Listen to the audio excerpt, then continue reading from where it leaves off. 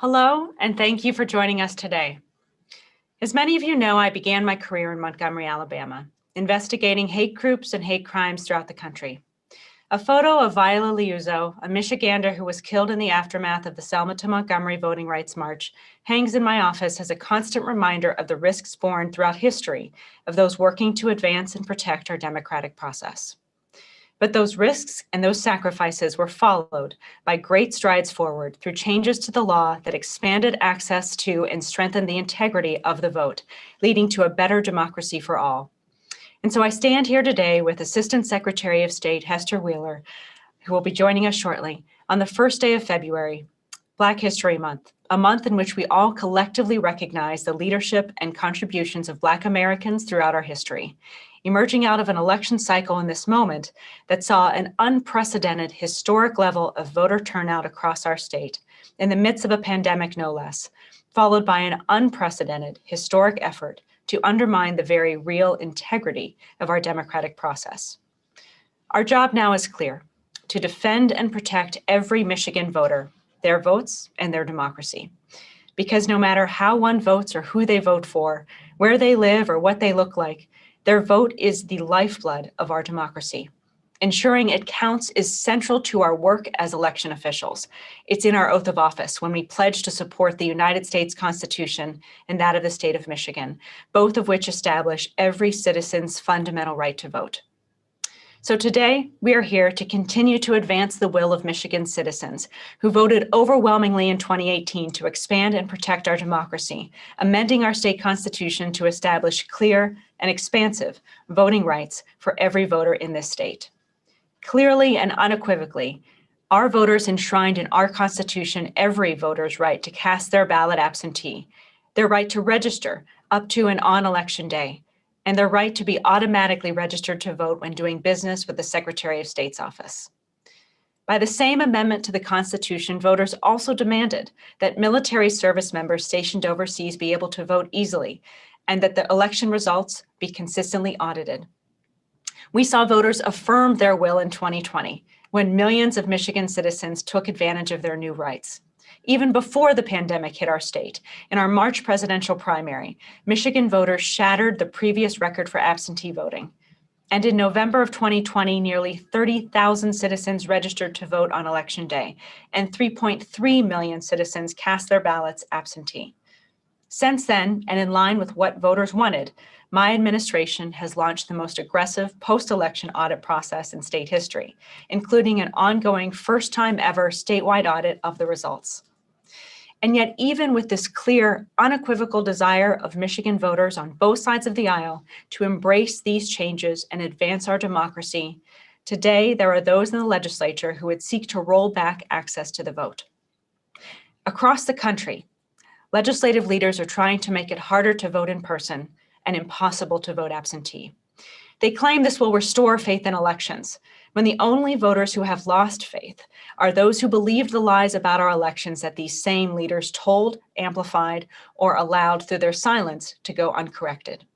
Indeed, if these legislators truly want to support elections, their task is simple: tell the voters the truth. There is no evidence of wrongdoing in last year's election, and it was in fact the most successful and secure election in our nation's history. Here in Michigan, we will not be sidetracked by these deceitful attacks on our democracy, for the will of Michigan voters is clear.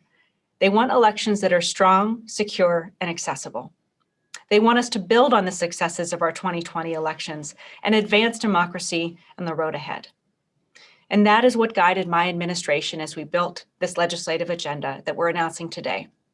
We looked at the data from last year's elections, best practices from across the country, the confidence in our system demonstrated by voter registration and turnout trends, and the expanded rights voters themselves placed in our state constitution, and sought ways to improve our systems and advance their will. Advancing the vote and protecting democracy are the goals of our agenda, and I'm now going to hand over the podium to Assistant Secretary of State Hester Wheeler to talk through the details.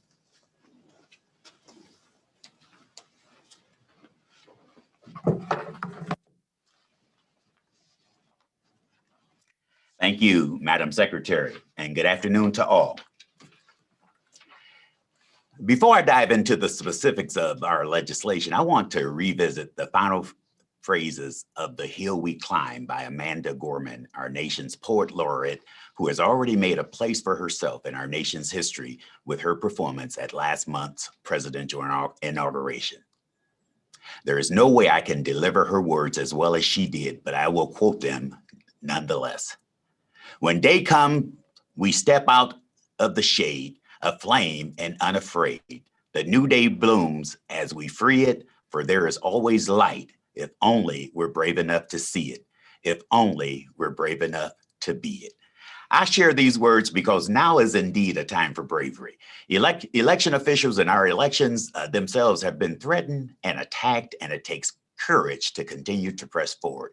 But today we stand on the shoulders of the brave men and women who have fought for voting rights and fair elections in our country.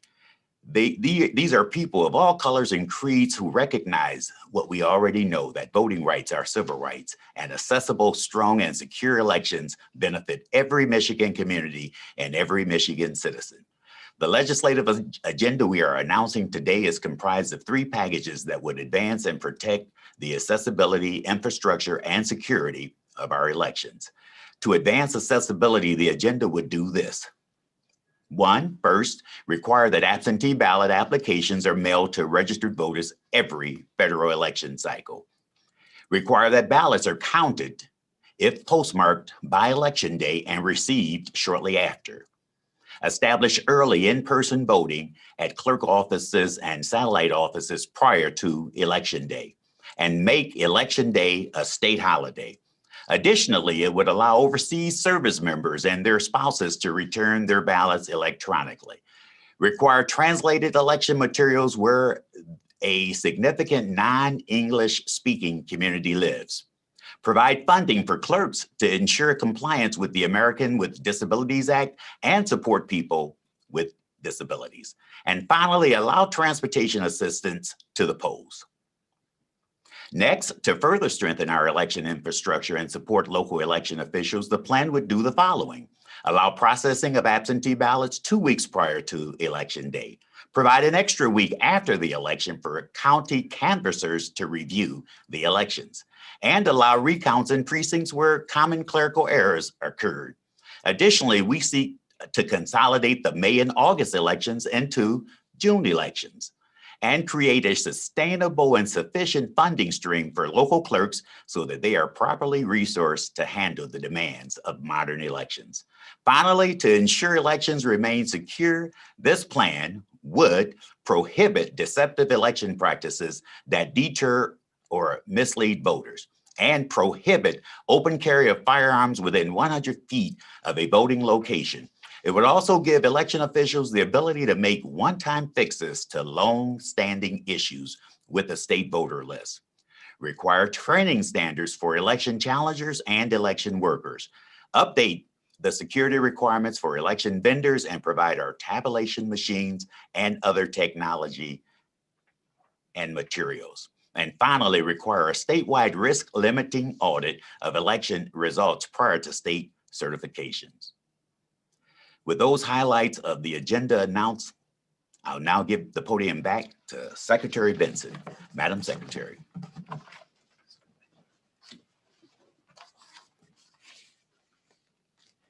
Thank you, Assistant Secretary Wheeler. All of these measures are clear, data-driven, and nonpartisan solutions that build on our successes and lessons learned from 2020. The agenda advances the vote in ways that will further ensure that the voice of every voter is heard, that every vote is counted, and that the will of Michigan voters is followed. Thank you again for joining us today. I'll close now to take a few questions. Please raise your virtual hand to ask a question and state your name and your organization as you begin.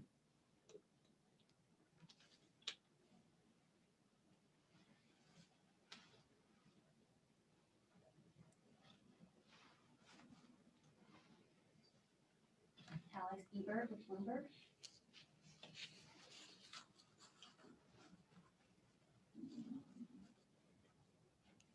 Alex Ebert with Bloomberg.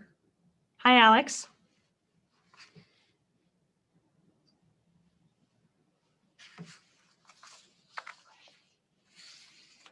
Okay.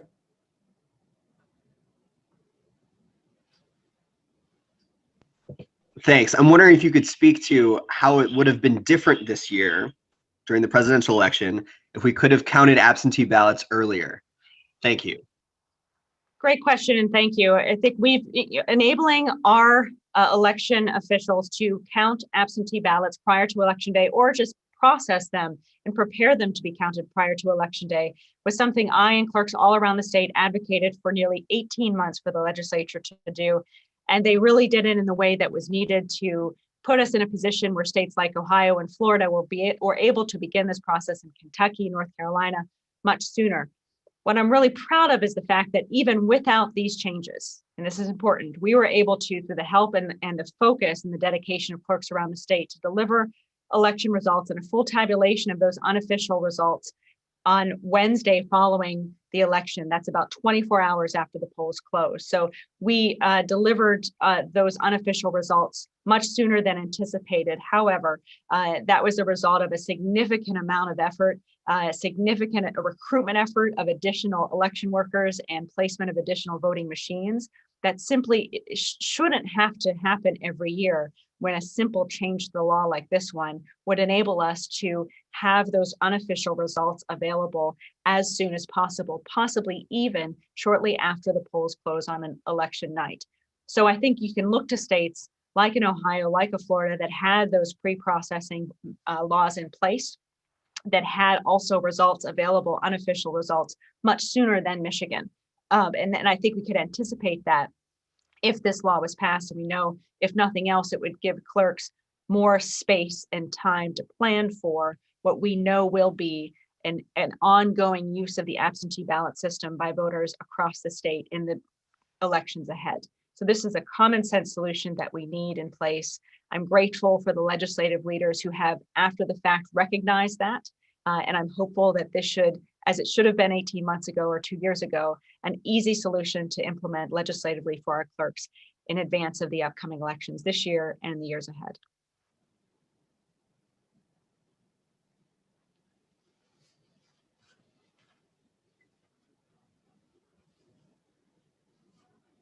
Newsmaker WJRT. Newsmaker WJRT.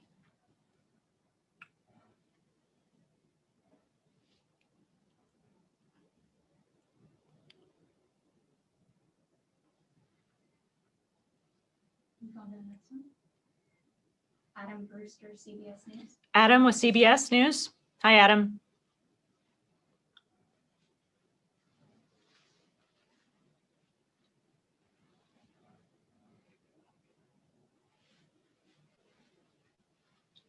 Oh, can you hear me now? I can. Hi. I thought I hit unmute a second ago. It's okay. The mute button is all of our best friends and worst enemies. So if there might be Republican priorities that the legislature wants to pursue, whether that's more clear rules about access for poll watchers, or whether that is, things, I know Leader Shirkey has talked about photo ID requirements. I don't know if that's something that you might support, but are there areas of compromise that, I know these are your priorities, that you may be willing to give Republicans in the legislature if they bring forward priorities?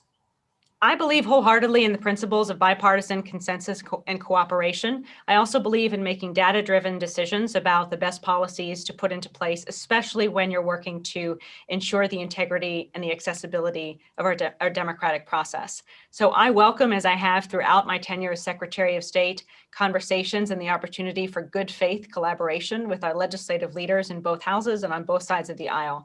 I'm hopeful that we can work from the same set of facts in determining the best way to advance the vote and protect our democracy. In looking at the facts and looking at best practices all across the country that have been proposed by legislators and leaders on both sides of the aisle in the years that preceded this moment, I'm hopeful and confident that they can too arrive at many of the same conclusions we have and support this agenda and this plan, and certainly look forward to talking with them about ways to make it even better with our common goals of looking at the data, looking at the facts, and working to make it easier to vote and harder to cheat for every citizen in our state. That concludes. All right, well, thanks everyone for your questions. Thanks for joining us here today. And we look forward to working with you and continuing to keep you updated in the months ahead as we work to make many of the aspects, if not all the aspects of this plan, part of the law here in Michigan. Thank you.